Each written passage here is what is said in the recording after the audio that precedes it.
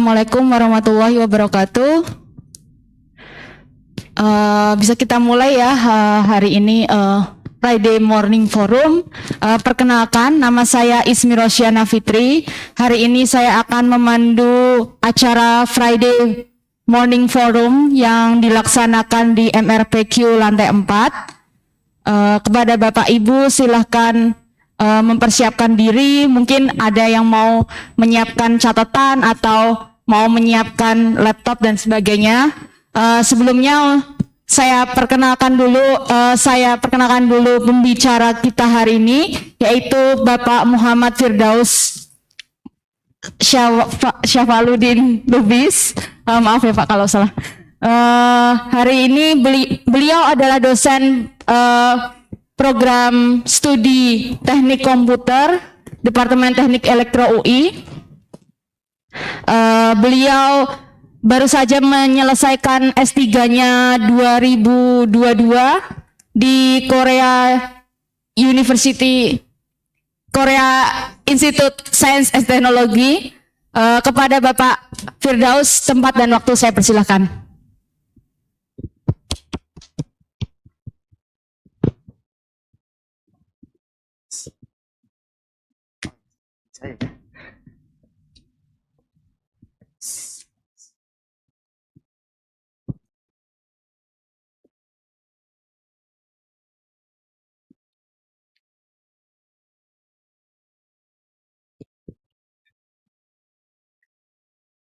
Assalamualaikum.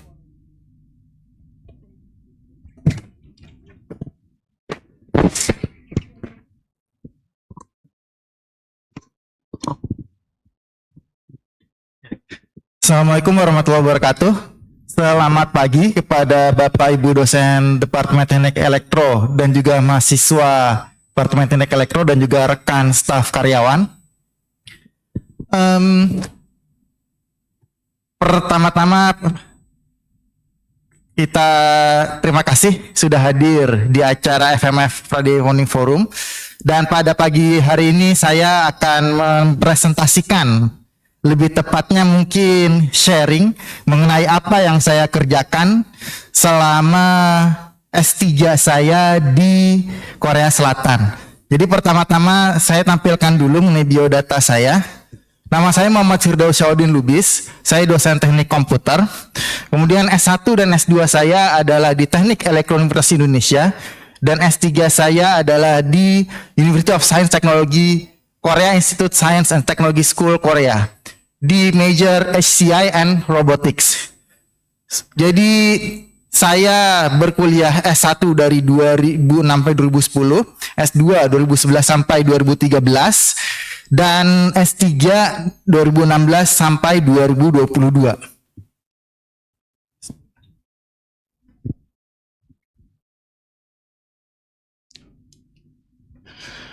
Kemudian ini adalah list publikasi yang saya hasilkan selama saya studi S3 di sana. Saya menghasilkan 2 jurnal internasional. Pertama adalah Hybrid Camera System for Telepresence with Foveated Imaging. Ini adalah poster yang pertama kali saya publikasikan. Ini adalah di IEEE VR waktu itu di Osaka, Jepang tahun 2019. Lalu pada tahun 2020 saya mempublikasikan Foveation Pipeline for 360-degree Video-Based Telemedicine di jurnal Sensor. Dan terakhir saya mempublikasikan Planar Rectangular Image Stitching di jurnal Elektronik tahun 2021. Pada pagi ini saya mungkin akan mempresentasikan mengenai isi dari jurnal saya di Sensor ini. Ini adalah overview dari apa yang akan saya sampaikan. Saya akan pertama-tama jelaskan mengenai background, karena saya rasa mungkin rekan-rekan di sini agak tidak familiar dengan apa yang saya kerjakan. Kemudian saya akan jelaskan mengenai konsep hybrid camera for Foveation system. Saya menggunakan hybrid camera ini untuk menyelesaikan permasalahan yang akan saya jelaskan di background ini. Kemudian saya mempropose Foveation Pipeline untuk digunakan oleh hybrid camera system ini.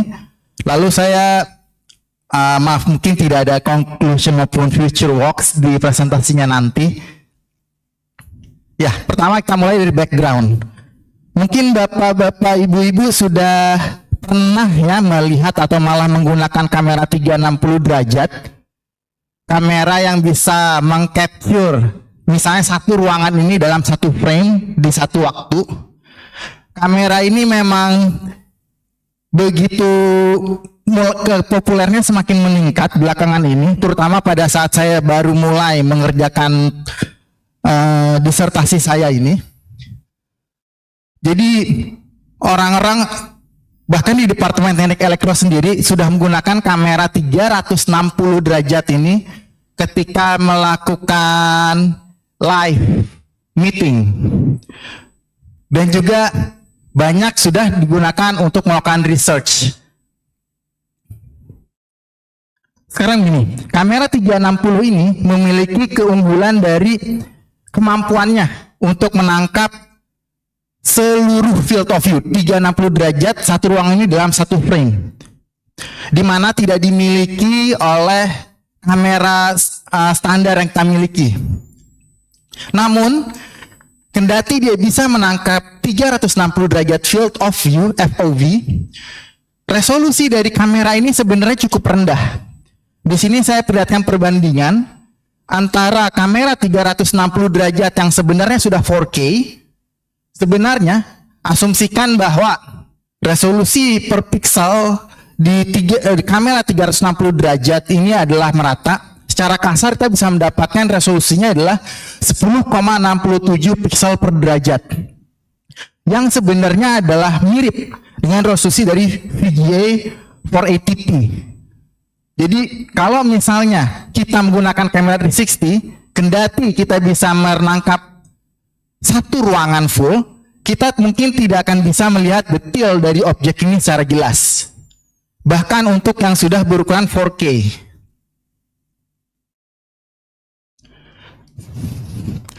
Sekarang, untuk menghasilkan kamera yang bisa mendapatkan wide field of view dan juga resolusi tinggi, itu sebenarnya bukanlah suatu hal yang mudah.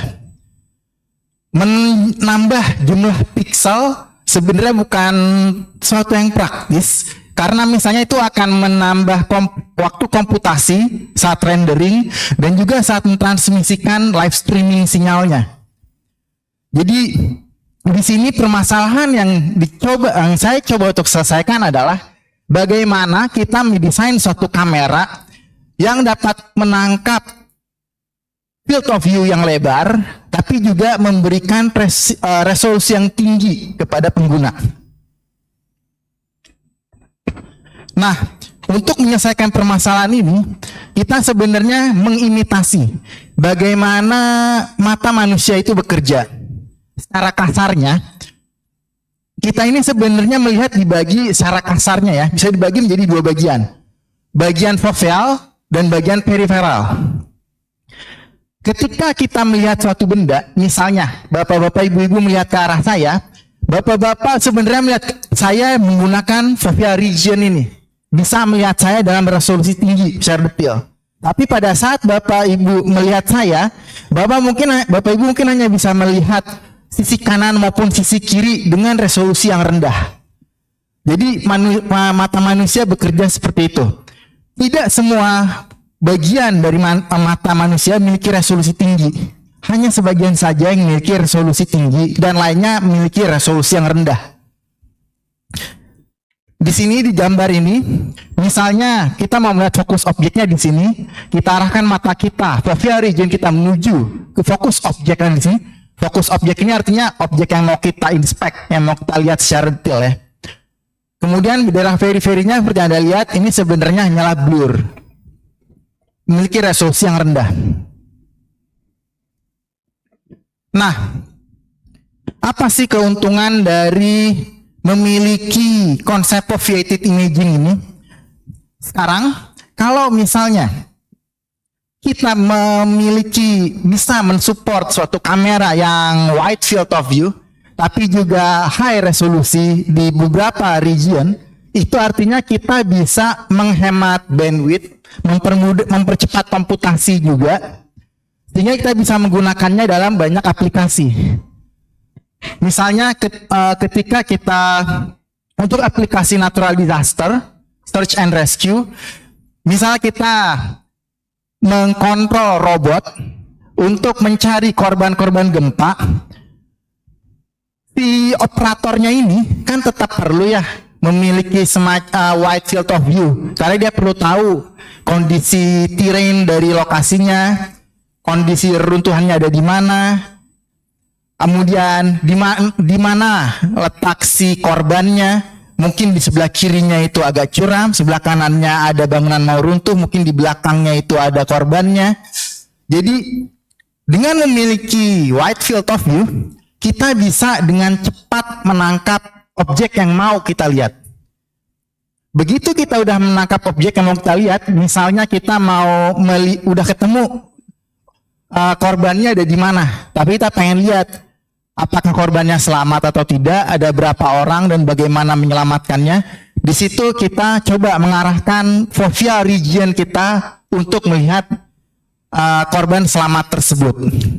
Jadi konsepnya seperti itu. Kita menggunakan 360 untuk aware dengan kondisi samping kita. Begitu kita tahu objek yang mau kita target, kita arahkan fovea region kita untuk melihat objek tersebut dengan resolusi yang lebih tinggi. Tidak hanya di search and rescue case, tapi sebenarnya juga autonomous mobil, juga CCTV, ataupun di telemedicine. Ya, sekarang tujuan dari riset saya adalah untuk mengimitasi konsep foveated imaging tersebut. Nah, bagaimana kita melakukannya? Kami mempropose hybrid kamera. Hybrid kamera ini terdiri dari dua kamera, 360 kamera, bisa lihat di sini, dan juga panning, tilting, zooming kamera, bisa lihat di sini. 360 kamera ini yaitu berfungsi untuk menangkap ruangan wide field of view, satu ruangan full. Saya menggunakan Ricoh Theta V 4K, sedangkan PTZ kameranya berguna untuk mewakili fovea region tadi, untuk bisa menginspeksi target yang dituju. BTZ kamera ini memiliki 10 kali zoom level dengan full HD resolusi. Jadi dia bisa melihat dengan sangat detail. Ini adalah contoh use case dari project saya sebenarnya. Project saya sebenarnya tujuannya adalah untuk telemedicine, di mana kita punya kerjasama dengan rumah sakit di Dubai. Jadi ada rumah sakit di Seoul dengan rumah sakit di Dubai, itu bekerja sama. Kita ingin agar dokter yang ada di rumah sakit di Seoul bisa melihat ruang operasi dari ruang operasi dari rumah sakit Dubai. Jadi kita menempatkan kamera 360 dan PTZ-nya. Kita berencana menempatkannya di sana, di Dubai. Kemudian dokter di rumah sakit di Seoul-nya akan menggunakan Google VR. Di sini kita bisa lihat dia akan mengirimkan 360 PTZ, mengirimkan gambarnya ke Google VR-nya, dan si dokter di rumah sakit Seoul-nya ini akan, karena dia menggunakan Google VR ya, yang meningkatkan presence, immersiveness dari si dokter. Jadi kita mengharapkan agar performa dari surgery-nya sendiri akan lebih baik. Kurang lebih seperti itu untuk telemedicine, tujuan proyek kita pada saat itu. Oke, ini adalah visualisasi image-nya ya. Jadi kita lihat di sini, ini adalah contoh key rectangular image yang merupakan keluaran dari kamera 360. Kemudian ini adalah contoh keluaran dari kamera PTZ. Jadi tujuannya nanti adalah kami menggabungkan antara luaran 360 dengan luaran PTZ. Jadi di sini bagian luarnya ini adalah berasal dari 360. Sedangkan bagian fokusnya ini adalah bagian dari luaran PTZ. Ini gambar lebih besarnya. Kita bisa lihat ini misalnya adalah fokus objeknya dan ini adalah foveal regionnya. Kita bisa lihat ini bagian luarnya itu dirender oleh 360 degree, sedangkan bagian dalamnya dirender oleh PTZ camera. Kalau misalnya mau dibandingkan, ini karena telah dirender dengan PTZ camera, kita bisa membaca tulisannya. Sedangkan ini adalah kalau luaran asli dari 360 tanpa menggunakan PTZ camera. Kita bisa lihat kalau tulisannya sudah tidak terbaca.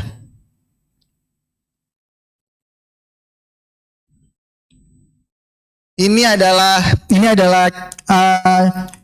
demonstrasi penggunaan aplikasi kita ya. Mungkin cuma sekilas saja. Saya tidak mendemonstrasikannya di Google VR karena itu akan memperlambat proses komputasi. Maksudnya terlalu lambat kalau saya recordnya Google VR. Jadi ini di desktop. Kalau diperhatikan, kita lihat di sini. Saya berusaha membacanya, tapi kurang terlalu jelas. Nah, ini adalah 360 view-nya. Ini adalah viewed view-nya, tapi belum terlalu jelas. Lalu saya lakukan zooming, hingga nantinya akan lebih jelas lagi membacanya. Terus akan zooming sampai 10 kali juga bisa. Kemudian kalau misalnya saya mau mengganti fokus objeknya di mana, maka usernya tinggal mengarahkan kemana fokus objek tersebut dan mengaktifasi lagi. Ini saya hanya mencontohkan berkali-kali. Kita lihat PTZ kameranya sekarang berubah lagi ke fokus objek yang baru.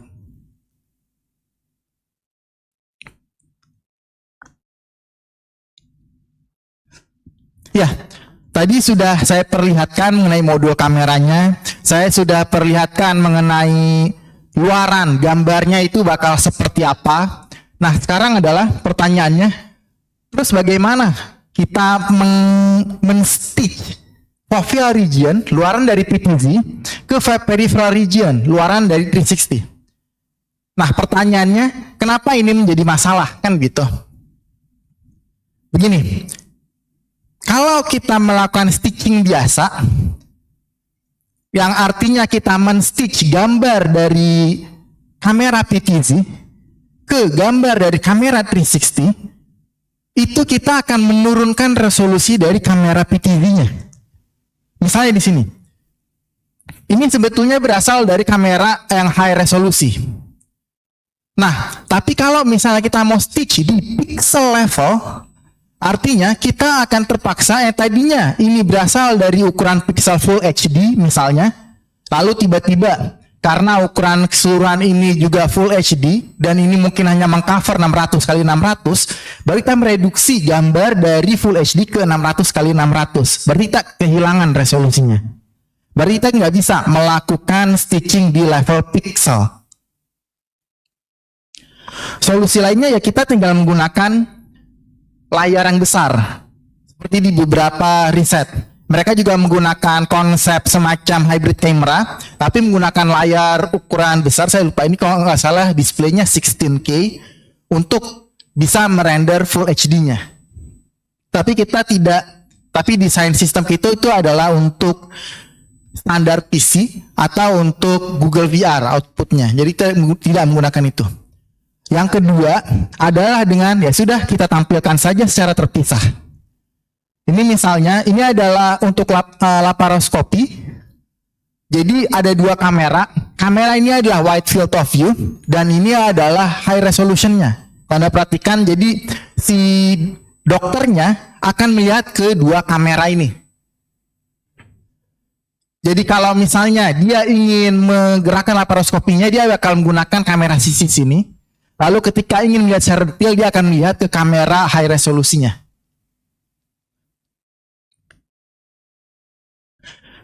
Solusi lainnya ialah dengan menggunakan proyektor. Di sini dia menggunakan dua jenis proyektor, mirip dengan kita, cuman luarannya itu adalah proyektor. Jadi dia langsung proyektor yang low resolusi dia langsung tembakan ke dinding, lalu proyektor high resolusi dia tembakan ke sini. Dengan gini kan dia tidak melakukan stitch secara ini kan proyektor ya tembak langsung, tidak di gabung ke dalam pixel. Jadi resolusinya tetap terjaga. Tapi ini bukan desain sistem kita. Kita ingin luarannya itu di PC desktop normal. Ini adalah solusi lainnya. Sekarang, kalau misalnya kita punya 360 rectangular image di sini, lalu fokus objeknya itu adalah layar ini. Bagaimana kalau untuk meningkatkan resolusinya ya kita tinggal memodifikasi gambar ini, memberikan lebih banyak energi saat rendering rectangular ini, energi ke pixel di monitor ini. Nah, kan jadi lebih besar. Ini rasanya jadi lebih tinggi. Tapi ini juga ada real time performance problemnya. Lalu bagaimana kita coba menyiasatinya? Kita akhirnya mengusulkan semacam sebentar. Kita memisahkan tekstur kamera 360 dari tekstur kamera PTZ untuk renderingnya. Jadi mereka tidak di-render di satu mesh. Itu terpisah. Jadi kalau Anda lihat di sini, kita menggunakan mesh yang terpisah. Mesh sphere untuk merender 360-nya dan mesh planar untuk merender PTZ-nya. Dengan begini, PTZ akan bisa untuk menjaga resolusinya.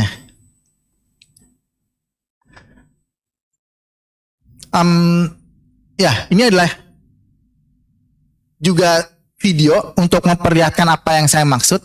Jadi kita lihat di sini ini ada elevated view-nya. Ini saya mencoba zoom out ya, zoom out semakin jauh-jauh. Tunggu, ini agak lama videonya. Ya, itu Anda lihat. Ini adalah sphere yang saya bilang tadi, itu untuk merender 360-nya. Ini adalah planar yang merender PTZ-nya. Ini sphere.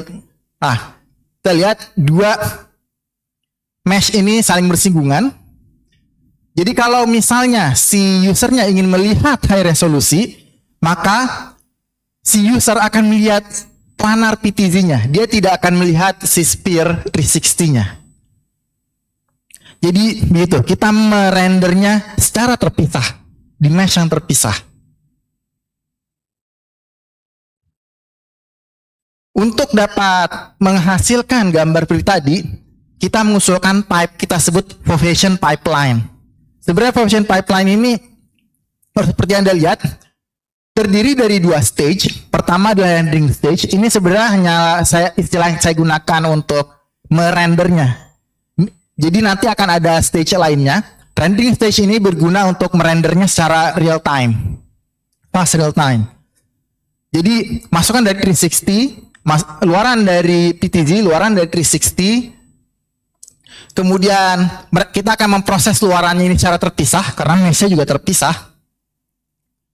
Pertama ini adalah bagaimana kita memproses luaran dari 360 untuk sphere mesh-nya. Sebenarnya sederhana saja ya. Sama persis dengan bagaimana 360 video viewer yang biasa kita lihat. Cuman menaruh virtual kamera di center.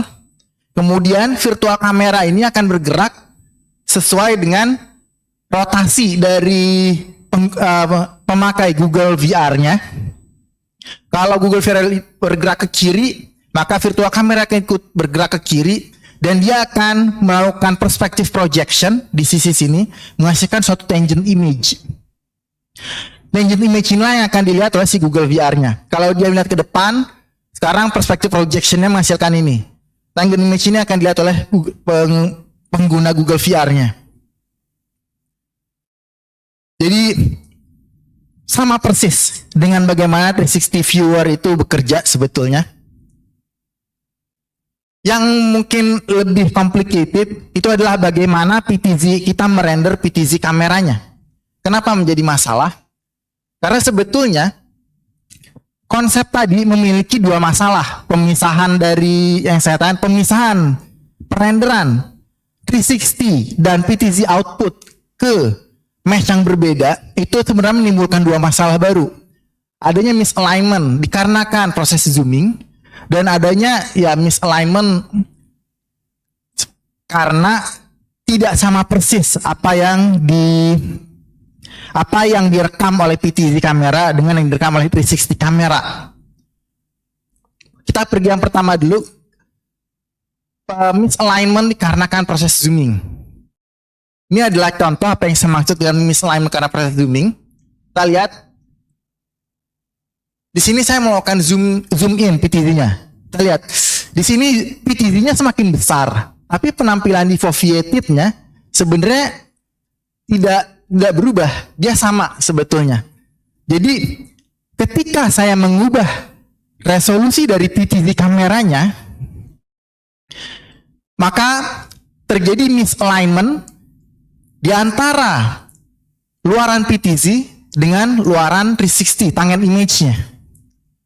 Karena itulah tugas pertama adalah memastikan meskipun saya melakukan zoom in, maka mereka akan tetap align di level zoom berapapun. Untuk itulah saya mengajukan ada tahap zoom based adjustment. Sebenarnya ini cuma tahap sederhana saja. Ini adalah contohnya ya. Misalnya, ini adalah luaran dari PTZ kamera dengan zoom level 1. Kalau misalnya kita tidak melakukan zoom based adjustment, luaran PTZ kamera pada zoom level 10 akan seperti ini. Kita bisa lihat ini tidak align. Kertas ini ada di tengah kecil, sedangkan di sini zoom level 10 kertasnya menjadi besar mewakili seluruh grid. Tujuan dari zoom based adjustment itu adalah membuatnya menjadi kecil lagi seperti ini. Maksudnya mengalignkan posisinya di sini di tengah. Ops.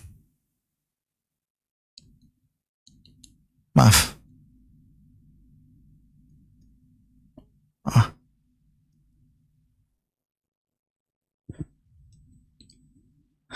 Ya, ini agak terganggu ininya pointernya.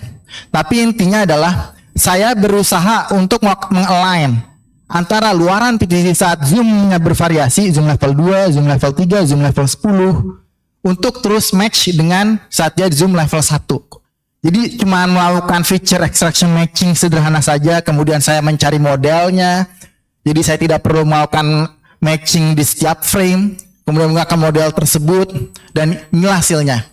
Jadi pada saat kita lihat zoom PTZ melakukan zoom in, lokasinya tetap align antara ini dia. Tapi saya lihat tuh ada boundary-nya, mungkin tidak terlalu kelihatan ya. Nah, ada boundary-nya antara luaran PTZ dengan luaran 360-nya. Jadi ini maksudnya dari zoom level just alignment. Masalah kedua, ini sebenarnya mengenai seperti kita lihat tadi ada boundary kan ya antara luarannya 360 dengan PTZ. Nah, itu sebenarnya kita berusaha minimalisir. Kita mengajukan sebentar. Pertama, kita mengukur terlebih dahulu kecepatan dari proses zoom based adjustment dan juga alignment yang akan saya jelaskan nanti. Itu akhirnya kita ukur dan kita dapatkan saat itu kecepatannya 170 fps. Jadi masih bisa lancar di lokal desktop. Ini performance di lokal desktop ya, bukan di streamingnya. Oke, masalah kedua tadi adalah mengenai alignment. Jadi kami sebenarnya juga mengajukan proses bagaimana kita meminimalisir misalignment tersebut. Namun itu pembahasan terpisah. Jadi ini adalah waktunya, seperti saya bilang tadi, dapatkan 3,01 milisecond itu adalah untuk rendering stage-nya. Sedangkan modeling stage-nya ini meskipun terlihat makan waktu cukup lama ya, sebetulnya ini karena dilakukannya hanya tidak secara real time, maksudnya tidak di setiap frame, jadi tidak terlalu masalah. Yang paling concern adalah ke performa di renderingnya ini. Ya, jadi kira-kira sampai situ saja mungkin yang bisa saya share di pagi hari ini. Kemudian kalau misalnya mungkin di antara Bapak Ibu ada yang ingin bertanya, saya persilahkan.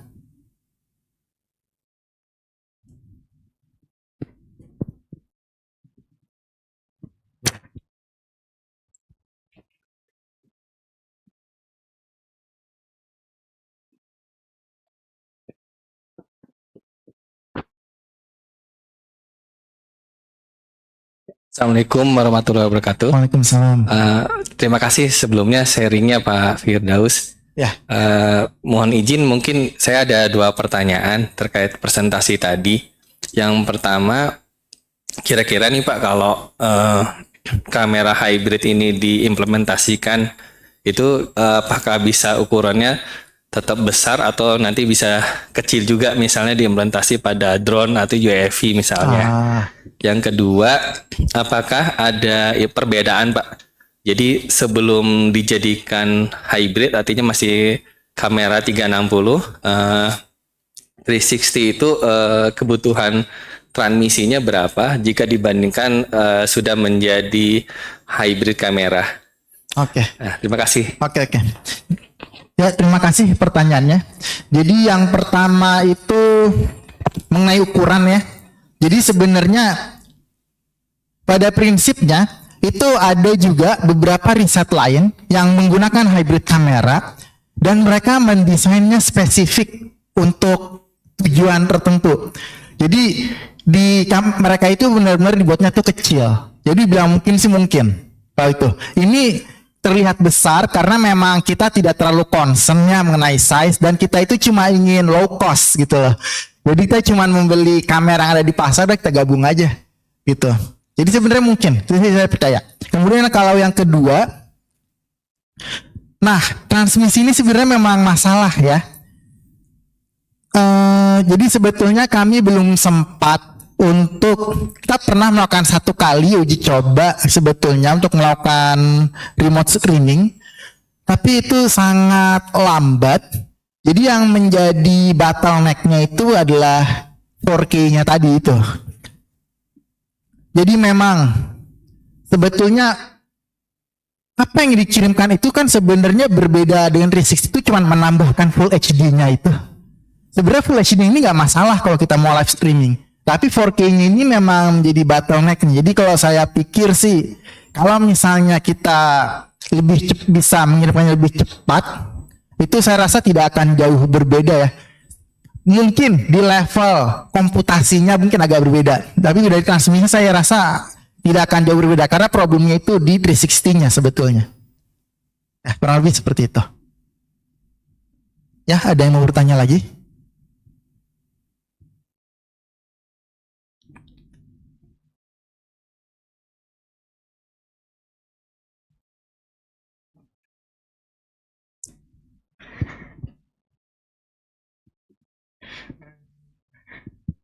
Terima kasih Pak Firdaus atas sharing session yang sangat menarik ya. Kalau kita lihat Pak Firdaus ini sudah melakukan riset terhadap 2 kamera dan berusaha menggabungkan output dari keduanya. Bapak Firdaus juga melihat bahwa kelebihan masing-masing kamera dan melihat potensi untuk menggabungkan kelebihan kedua kamera tersebut, dan ternyata menggabungkannya pun tidak mudah seperti yang telah dijelaskan oleh Pak Firdaus. Mungkin pertanyaan dari saya Pak Firdaus, ini tadi Bapak bilang ada delay ya di situ yang cukup signifikan. Nanti kalau misalnya mungkin digunakan Pak Dokter, lalu Pak Dokter ingin mengubah-ubah pandangannya, profilnya, mungkin cukup membuat sebuah masalah untuk Pak Dokter tersebut.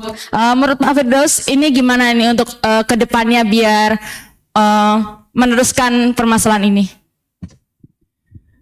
Iya, jadi memang sebenarnya awalnya kita pengennya si kamera, kalau Anda lihat di videonya tadi, kamera PTZ-nya ini sebenarnya tidak terus-menerus berotasi kan, tidak terus-menerus mengikuti arah dari 360-nya. Kita memang sengaja buat seperti itu karena sebenarnya ada delay. Jadi kita tidak mungkin membuat kamera PTZ kita bisa terus-menerus mengikuti kornea mata kita, apalagi kalau tujuannya adalah untuk digunakan di Google VR-nya. Kalau misalnya Bapak Ibu pernah menggunakan Google VR ya, kalau misalnya kita menggerakkan kepala kita ke kiri, lalu kita tidak mendapatkan update akan perubahan environment-nya, dalam konteks ini mungkin karena PTZ-nya lambat, Jadi saat kita ke kiri, PTZ ini perlu sekitar 0,1 detik baru ke kiri. Nah, kalau ada delaynya seperti itu memang akan sangat membuat pusing ya. Itu benar-benar, makanya kita memang tidak membuatnya menjadi real time following. Seperti itulah kurang lebih. Nah, sebenarnya masalah atau tidaknya ini kan tergantung dari use case-nya. Kalau jujur, karena ini belum sempat dipakai di operating room-nya sendiri ya, surgery room-nya sendiri, saya tidak merasa kalau si surgeon-nya ini akan perlu mobilitas yang begitu tinggi gitu. Jadi dalam pemikiran saya sendiri dan kenapa saya pikir ini seharusnya tetap bisa bekerja, kita mungkin perlu mempercepat mengurangi delaynya. Itu ya dalam artian kalau Anda perhatian tadi kan agak lama ya PTZ-nya bergerak lalu zooming. Nah, kita mungkin bisa mempercepat prosesnya itu. Tapi pada akhirnya kita tidak perlu untuk memaksanya mengikuti mata kita. Itulah yang saya bilang. Jadi yang penting kita bisa mempercepat proses misalnya dokter sini, kemudian biarkan PTZ-nya tetap di sini, kemudian dokternya mau melihat ke kiri. Nah, kita harusnya membuat pergerakan PTZ itu mungkin lebih cepat, 0,1 detik udah sampai di sana gitu. Jadi tetap atas kemauan dokternya kapan dia mau mengubah ininya, jadi tidak harus real time. Oke, terima kasih Pak Firdaus jawabannya. Mungkin ada pertanyaan lagi dari Bapak Ibu? Pertanyaan, kalau mungkin saya pertanyaan non teknis nih Pak Firdaus karena saya termasuk awam di bidang ini. Ini kan fresh nih Pak Firdaus, masih baru 1 tahun lulus S3. Mungkin Bapak Ibu ini penasaran gimana cara untuk menemukan permasalahan waktu disertasi, menemukan ide untuk disertasi dan sebagainya. Mungkin bisa sharing ke Bapak Ibu di sini Pak Firdaus, bagaimana? Ya. Jadi ide ini bisa dibilang 50% profesor saya yang menginisiasi, 50% saya yang menyelesaikannya. Jadi ini sebenarnya proyeknya dimulai 2016. Pada saat itu profesor sudah terlibat dalam proyek dan sudah punya ide untuk melakukan hybrid kamera tersebut. Kemudian profesor melemparnya ke saya, entah mau bagaimana memprosesnya gitu. Kemudian terus terang susah. Nah, itu susah juga mendapatkan idenya. Bukan cuma mendapatkan idenya ya, tapi juga terutama bidang ini sebetulnya kalau misalnya kita telisik lebih jauh, itu agak sulit meraba-rabanya. Maksudnya kita kan biasanya melakukan studi literatur ya. Kalau misalnya itu sudah jelas, misalnya mengenai computer vision, human tracking, image processing, AI, gesture generation dan semacamnya, yang judulnya itu sudah jelas, biasanya kita lebih gampang. Keywordnya itu kita udah tahu lah dari Google. Ini sebenarnya campur kemana-mana kalau saya lihatnya. Ada menyentuh image processingnya, ada grafiknya, ada VR-nya. Jadi kesulitan terbesar saya waktu itu adalah di studi literaturnya. Saya mau taruh riset saya ini nih di mana gitu loh. Nah, itu yang memang diserahkan ke saya sepenuhnya. Profesor tidak terlibat lebih jauh kalau soal studi literaturnya itu. Jadi pada saat itu ini kan makanya paper pertama saya kan baru setelah 4 tahun karena kesulitan di studi literaturnya. Kalau misalnya bapak-bapak sebenarnya sudah tahu studi literatur taruh di mana, itu biasanya lebih gampang sih. Sejujurnya. Jadi kalau tips trik saya sih banyak-banyak baca aja Pak. Banyak-banyak baca supaya tahu ini penelitiannya ini sebenarnya posisinya di mana di current state of the art. Setelah dari situ kita kan bisa lihat ya. Kalau kita udah tahu posisi penelitian kita di mana, kita bisa tahu lah dengan paper mana kita bisa bandingkan. Di paper mana sebenarnya kekurangan gapnya ada gitu. Saya rasa kuncinya sih di sana. Itu yang ngebuat saya lama karena saya agak kesulitan mencari di mana penelitian saya ini adanya gitu. Terima kasih Pak Firdaus jawabannya sangat menarik ya. Ternyata tips dan triknya tidak melulu hanya studi literatur ya Pak, tapi harus gimana Pak Firdaus? Ya. Apa ya? Mungkin coba-coba mungkin ya Pak Firdaus. Mungkin juga percaya diri. Karena terus terang, ide saya algoritma yang saya pakai ini sudah saya selesaikan di tahun kedua atau ketiga. Tapi karena kembali lagi ya, saya tidak yakin riset saya ini ada di mana posisinya. Saya tidak yakin apa ini baru, apa tidak ada yang mengerjakan riset saya. Itu yang ngebuat saya berkutat tuh. Sekitar 2 tahun ini bisa nggak ya jadi jurnal gitu. Dan masalah profesor akan lebih sulit ketika profesor Anda juga sebenarnya meraba-raba bidang Anda juga. Jadi tidak terlalu yakin posisi state of the art-nya. Ya biasalah profesornya biasanya agak lebih mendorongnya, tapi kan kita kayaknya takut biasanya. Ini bisa tidak ya? Rasanya seperti itu sih sebetulnya. Balik lagi ya ke kita harus tahu dulu posisi riset kita di mana supaya kita bisa yakin kalau ini adalah memang keterbaruan gitu loh. Oke, terima kasih Pak Firdaus, sangat menginspirasi. Sekali lagi terima kasih Pak Firdaus. Kita beri tepuk tangan untuk Pak Firdaus. Terima kasih semuanya atas perhatiannya. Assalamualaikum warahmatullahi wabarakatuh. Terus Bapak Ibu mahasiswa S3 yang telah datang di Friday Morning Forum hari ini, saya tutup dengan wassalamualaikum warahmatullahi wabarakatuh.